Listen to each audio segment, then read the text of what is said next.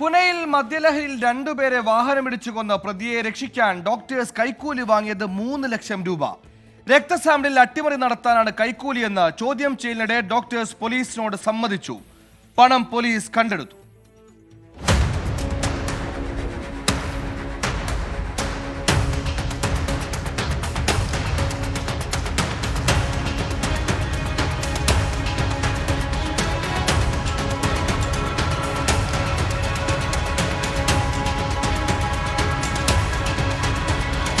പണം കൊണ്ട് നീതിന്യായ വ്യവസ്ഥയെ അട്ടിമറിക്കാൻ ശ്രമിച്ച ഒരു ക്ലാസിക് കേസായി പൂനെയിലെ വാഹനാപകടം മാറി.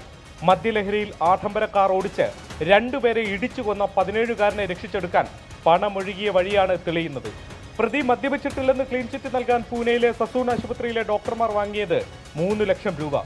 പ്രതിയെ പരിശോധിക്കാതെ തന്നെ മദ്യപിച്ചിട്ടില്ലെന്ന് റിപ്പോർട്ട് നൽകി. ശാസ്ത്രീയ പരിശോധനയ്ക്ക് അയച്ചതാവട്ടെ പ്രതിയുടെ രക്തസാമ്പിളിന് പകരം ആശുപത്രിയിലെ മറ്റൊരു ഡോക്ടറുടെ സാമ്പിൾ. പ്രതിയുടെ സാമ്പിൾ ചവറ്റുകൊട്ടയിലേക്ക് എറിഞ്ഞു. സംഭവദിനം പബ്ബിൽ നിന്ന് 17-കാരൻ മദ്യപിക്കുന്ന CCTV ദൃശ്യങ്ങൾ പുറത്തു വന്നതോടെയാണ് കള്ളി പുറത്തായത്. പൂനെയിലെ സസൂൺ ആശുപത്രി ഫോറൻസിക് വിഭാഗം മേധാവി അജയ് താവ്ഡെ, മറ്റൊരു ഡോക്ടറായ ശ്രീഹരി എന്നിവരെയാണ് പോലീസ് ഇന്നലെ അറസ്റ്റ് ചെയ്തത്. ആശുപത്രിയിലെ പിയൂൺ വഴിയാണ് പണം കൈപ്പറ്റിയത്. ഈ പണം പോലീസ് കണ്ടെടുത്തു. പ്രതികൾക്കെതിരെ ആരോഗ്യവകുപ്പ് പ്രഖ്യാപിച്ച അന്വേഷണവും തുടങ്ങിയിട്ടുണ്ട്.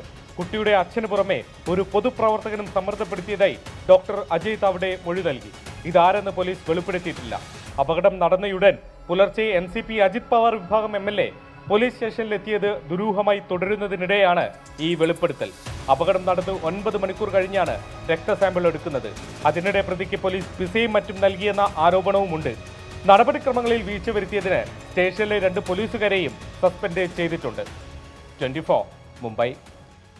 വിധി ദിനത്തിൽ 24 മാജിക് ജൂൺ 4 ചൊവ്വാഴ്ച രാവിലെ 5 മണി മുതൽ 24-ൽ.